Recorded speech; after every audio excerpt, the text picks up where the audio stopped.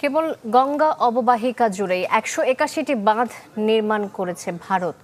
আর উত্তর পূর্ব ভারতের ৭ রাজ্যে রয়েছে অন্তত ৩০টি বাঁধ ও ব্যারেজ। এর মধ্যে তিস্তা ও এর উপনদীতে গজলডোবা সহ ৭টি বাঁধ দিয়েছে দেশটি। আর এসব প্রকল্পের মাধ্যমে একতরফাভাবে পানি প্রত্যাহার করায় শুষ্ক মৌসুমে মরুকরণ ও বর্ষায় বন্যার তীব্রতা বাড়ছে বাংলাদেশে।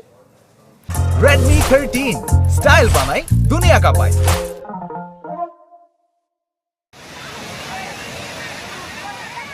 গঙ্গার পানি হুগলি নদীতে নিতে ৫০-এর দশকে ফারাক্কা বাঁধ নির্মাণের উদ্যোগ নেয় ভারত, যার ফলে স্বাধীনতার পরপরই কঠিন বাস্তবতার মুখোমুখি হয় বাংলাদেশ।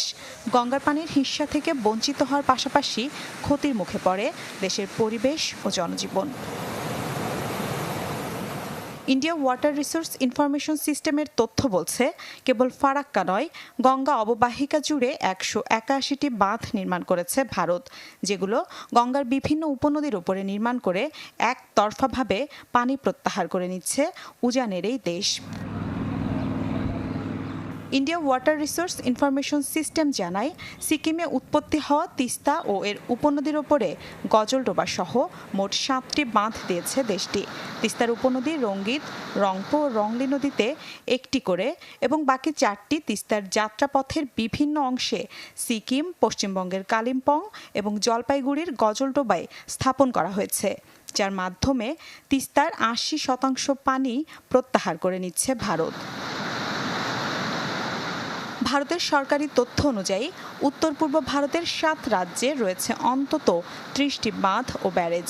পরিকল্পনা রয়েছে মণিপুর, মিজোরাম ও আসামের ওপর দিয়ে চলা বরাক নদীর ওপরে টিপাইমুখ বাঁধ নির্মাণের। বলা হচ্ছে, এই বাঁধ নির্মাণ হলে নাব্যতা হারাবে বাংলাদেশের সুরমা ও কুশিয়ারা।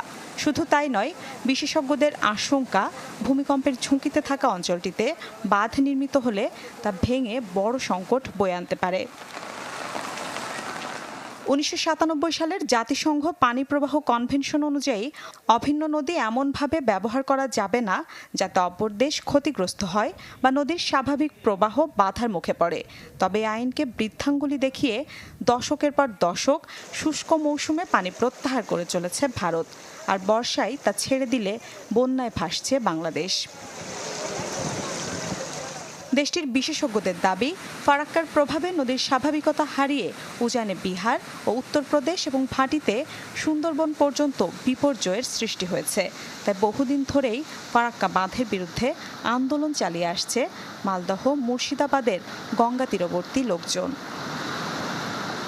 মিলা খন্দকার, চ্যানেল 24।